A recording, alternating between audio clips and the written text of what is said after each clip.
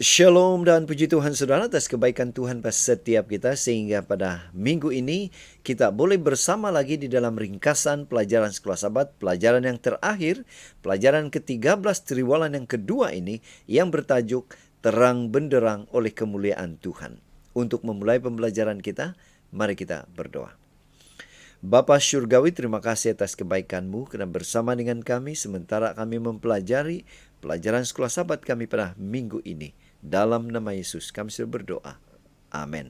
Terang benderang oleh kemuliaan Tuhan. Yang menjadi pertanyaan, apa makna terang benderang oleh kemuliaan Tuhan ini?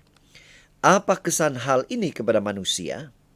Saudara, untuk memahami pelajaran pada minggu ini, ada baiknya kita membaca ayat-ayat yang tertera di skrin saudara dan saya. Ayat hafalan. Selepas segala ini, aku melihat satu lagi malaikat turun dari sorga, dengan kekuasaan besar dan bumi diterangi oleh kemuliaannya. Wahyu 18 ayat 1, versi Borneo. Saudara, pendahuluan Sekolah Sabat. Krisis terakhir sudah dekat, dan Tuhan sedang memanggil umatnya untuk mengumumkan amaran 3 malaikat yang serangkai. Yang pertama itu adalah terimalah Injil dan sembahlah pencipta karena penghakiman telah datang. Yang kedua, message-nya adalah jangan tertipu oleh setan. Larilah daripadanya dan peganglah kebenaran. Dan message yang ketiga, tetap teguh dalam krisis terakhir, jangan menyerah kepada tekanan. Saudara, bagaimanakah kita boleh menghabarkan message ini? Bagaimanakah kita dapat mempersiapkan diri untuk mengelak daripada dikalahkan oleh musuh? Siapakah yang akan menang? Dan untuk memahami dan menjawab pertanyaan itu saudara, kita akan membahagikan pelajaran Sekolah Sabat kita pada 5 topik atau 5 judul kecil seperti yang ada di skrin Anda. Yang pertama, bersedia untuk krisis akhir. Yang menjadi pertanyaan, bagaimana kita boleh bersedia untuk krisis akhir ini? 1 Tesalonika 5 ayat 6 mengatakan, sebab itu, baiklah jangan kita tidur seperti orang-orang lain, tetapi berjaga-jaga dan sadar. Rasul Paulus menggesah orang-orang percaya di Tesalonika untuk berjaga-jaga dan tetap sadar. Dalam konteks kedatangan Kristus kedua kali, Ellen White menambahkan, kita yang mengetahui kebenaran harus bersiap sedia untuk apa yang tidak lama lagi akan menimpa dunia, yang amat mengejutkan bagi kebanyakan orang. Testimonies for the Church, volume 8, halaman 28. Walaupun ia mungkin mengejutkan dunia, ia tidak sepatutnya mengejutkan kita. Walaupun kita tidak tahu bila itu akan berlaku, namun apa yang kita lihat sekarang sudah cukup untuk mengetahui bahwa ia akan datang dan bahwa sekarang, hari ini adalah hari untuk bersedia. Paulus mengongsikan maklumat penting berhubungan krisis terakhir yang kita boleh baca dalam 1 Tesalonika 5 ayat 1 hingga 6 secara ringkas. Yang pertama, Paulus mengongsikan maklumat itu, kita tahu secukupnya mengenai tarikh dan peristiwa. Ayat yang pertama. Kemudian yang kedua, krisis itu akan berlaku tanda dijangka. Ya, ayat 2 hingga 3. Yang ketiga, kita tidak akan terkejut karena kita adalah anak-anak terang. Ayat 4 dan 5. Kemudian yang terakhir, kita harus waspada. Ayat yang ke-6. Nah, yang menjadi pertanyaan, bagaimana kita boleh berwaspada? Seperti yang Yesus katakan, kita hanya boleh berjaga-jaga jika kita bersedia melalui doa. Matius 26 ayat 40 hingga 41. Berdoalah tanpa henti. 1 Tesalonika 5 ayat 17. Nah, apa makna doa ini? Mungkin kita akan jawab secara pribadi. Tajuk yang kedua, mengetahui kebenaran. Yang menjadi pertanyaan, apa kebenaran yang perlu diketahui? Yohanes 8 ayat 32, dan kamu akan mengetahui kebenaran dan kebenaran itu akan memerdekakan kamu.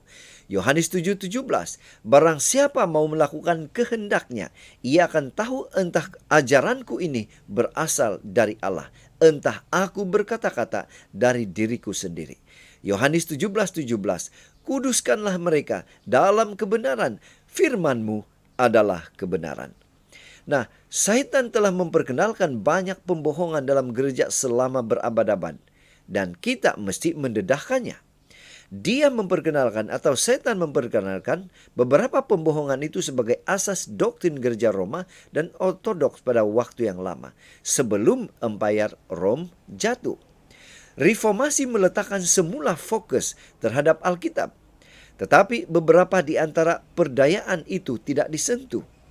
Pada abad ke-19, spiritualisme mulai diperkenalkan. Dan Ellen White juga mengatakan dalam The Great Controversy halaman 588, Amerika Syarikat akhirnya akan meneraju konfederasi global ini melalui dua kesalahan besar, yaitu keabadian jiwa dan kekudusan hari Ahad. Setan akan membawa manusia ke bawah tipu dayanya.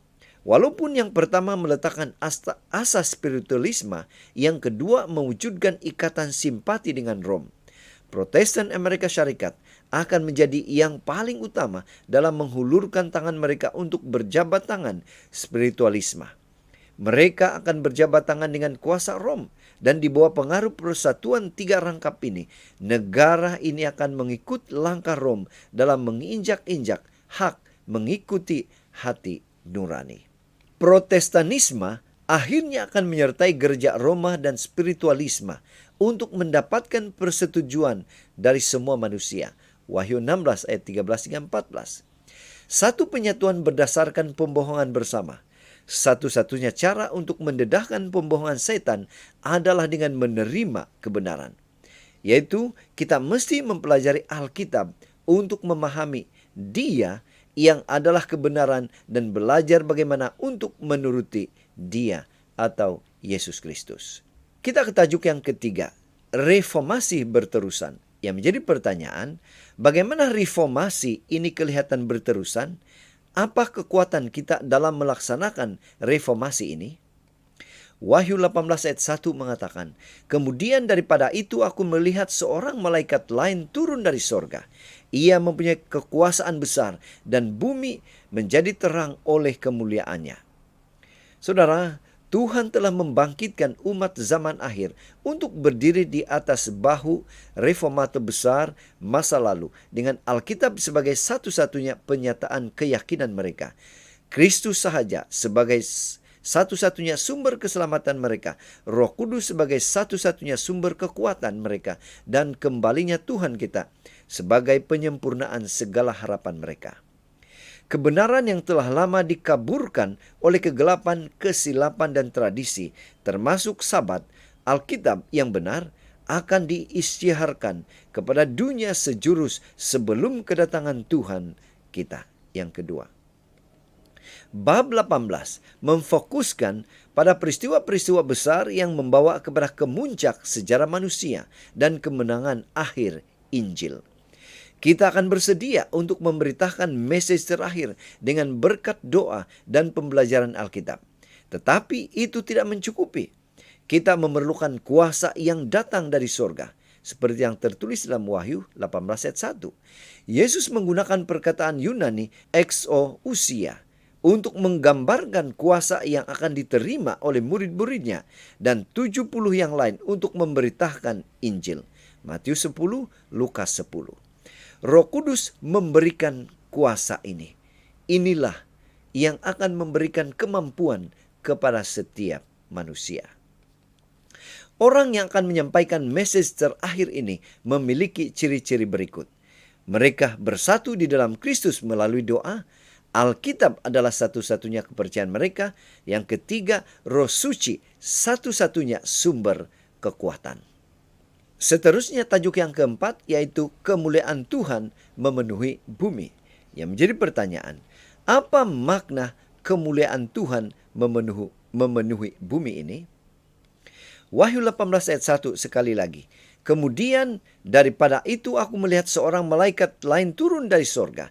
Ia mempunyai kuasa besar dan bumi menjadi terang oleh kemuliaannya. Kontroversi besar antara yang baik dan yang jahat di alam semesta juga adalah mengenai kehormatan atau reputasi Tuhan.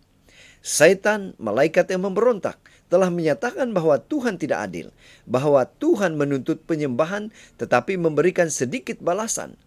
Si jahat mengisytiharkan bahwa hukum Tuhan menyekat kebebasan kita dan membatasi kebahagiaan manusia. Kehidupan, kematian, dan kebangkitan Yesus menunjukkan kata-kata setan itu adalah bohong. Dia yang menciptakan kita telah turun ke kubu ular itu, dunia ini, untuk menebus kita. Di kayu salib, dia menjawab tuduhan setan dan menunjukkan bahwa Tuhan adalah pengasih dan adil. Malaikat, yaitu utusan dalam Wahyu, mempunyai makna simbolik, yaitu mereka melambangkan umat Allah dalam Wahyu 14 ayat 6 hingga 11. Yang kedua, mereka melambangkan Yesus di dalamnya, Wahyu 10 ayat 1.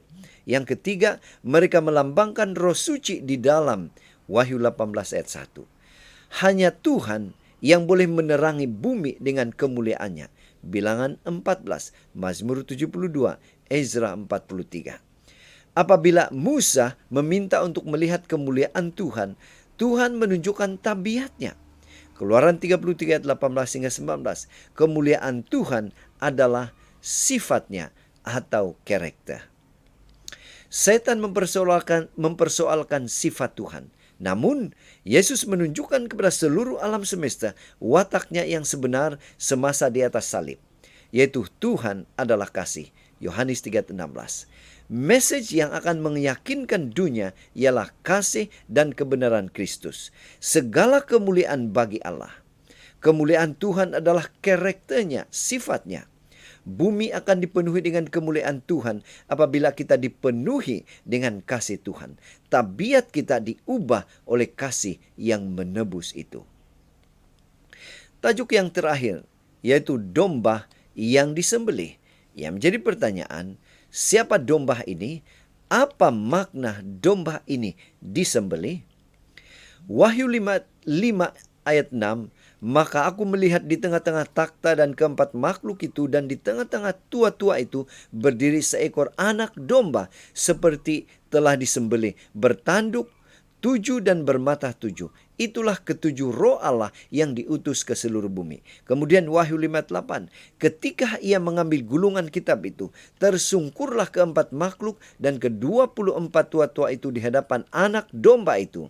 Masing-masing memegang satu kecapi dan satu cawan emas, penuh dengan kemenyan. Itulah doa orang-orang kudus. Yang ketiga, Wahyu 5:12. Katanya dengan suara nyaring, anak domba yang disembelih itu layak untuk menerima kuasa dan kekayaan dan hikmat dan kekuatan dan hormat dan kemuliaan dan puji-pujian. Terdapat image lain yang muncul berulang-ulang di seluruh kitab Wahyu. Apa image itu dan apakah yang dilambangkannya? Sudah tentu, seperti kata pembuka buku itu, ini adalah wahyu Yesus Kristus. Bukan saja anak domba, tetapi anak domba yang disembelih, yaitu Yesus Kristuslah yang disembelih atau yang disalibkan. Wahyu mempamerkan Yesus sebagai anak domba sebanyak 26 kali. Dia adalah anak domba yang telah disembelih. Darahnya menyucikan kita daripada segala dosa. Message utama tiga malaikat, Wahyu dan seluruh Alkitab ialah Yesus Kristus yang telah disalibkan. Kita tidak boleh melakukan kerja yang Tuhan minta kita lakukan jika kita tidak menjadikan anak domba, yaitu Yesus Kristus, sebagai bahagian terpenting dalam message kita. Tiada siapa yang akan diyakinkan berkat kesucian kita, ketaatan kita, atau sejauh mana kita mengetahui kebenaran. Kemenangan akan diperoleh hanya jika Yesus adalah pusat pada message kita. Ini adalah satu-satunya cara manusia akan diselamatkan daripada pembohongan musuh dalam krisis terakhir itu nanti. Hanya Yesus yang mesti ditinggikan dan dipersembahkan kepada dunia. Dia adalah intipati pada message tiga malaikat.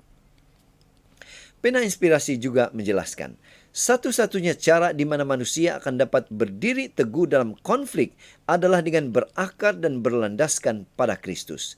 Mereka mesti menerima kebenaran seperti yang ada di dalam Yesus, dan hanya apabila kebenaran dibentangkan, dengan itu ia dapat memenuhi kehendak jiwa.